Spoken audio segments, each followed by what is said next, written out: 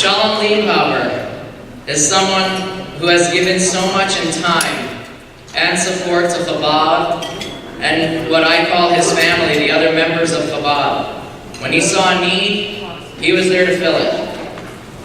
Just to use one example that I know personally, Mr. Turk and his wife, that Shalom Liebhaber has continued to go above and beyond as a friend. Not because somebody asked him, and not because somebody mentioned, it's just because he knew that he should be there, somebody who he cared about. Just another example that I'll share is his mom had friends that lived with her at the terraces, and they weren't getting to Shabbat dinners. Well, his car became I'm not going to call it a taxi, but he would bring his mom's friends so that they could enjoy the dinners as well. Always caring and there for anyone who needed it.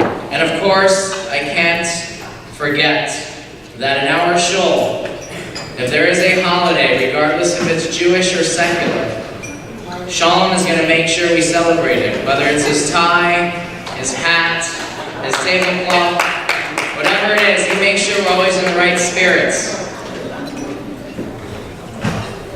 And I know that Sholom is not about being recognized, but is definitely a very well-deserved recognition today. So please join me in welcoming Shalom Liebhaber to accept this Chesed award for work of kindness.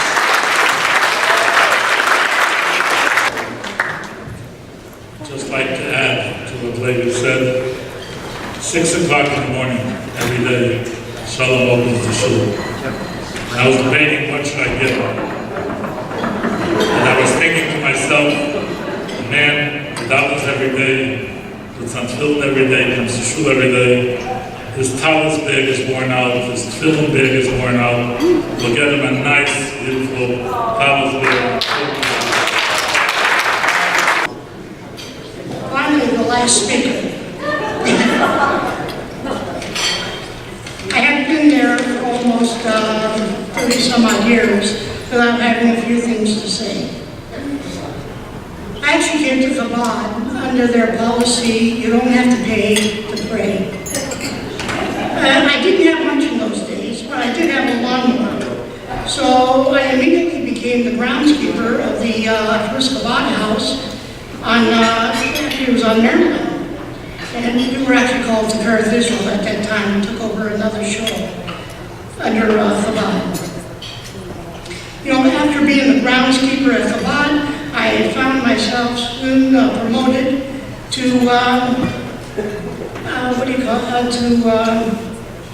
the mailing of the Chabad Times. I became the circulation manager. And between Zalman, myself, and Euro Beck, and a very broken down addressograph machine, we did manage to get out the Chabad Times. Over the years, as Lady has put it, has said, I have worn many hats. As all of you who come to the Phoenix Chabad can actually contest. You've had to put up with all my hats, all my ties, all my little costumes.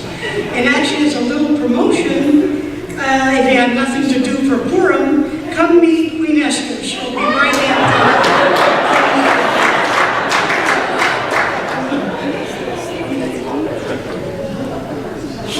I'm also known as the keeper of the books, which was also said. You know, but Zalman just once would like to see me instead of putting a book away, to actually sit down and actually open up one of these books and study. You know, I'm getting there. Maybe another 30 years later, I'll get there. You know, one important thing about Chabad I've seen over the years, and I have done a little bit of traveling, wherever you go, there's always a Chabad house. And one point, I'm going to make my speech very brief because you're all kind of anxious and a little tired and to wind things up. You know, one point I'm going to drive home with Chabad, wherever you go.